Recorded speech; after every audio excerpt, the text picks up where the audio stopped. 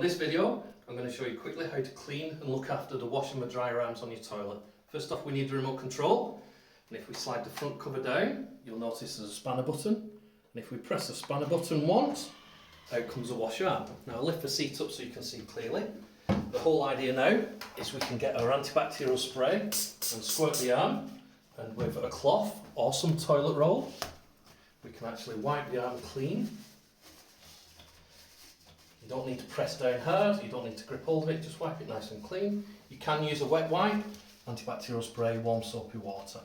Once the arm is clean, we go back to the remote control, we press the spanner button again, and the wash arm will go back, and the dryer arm will come out.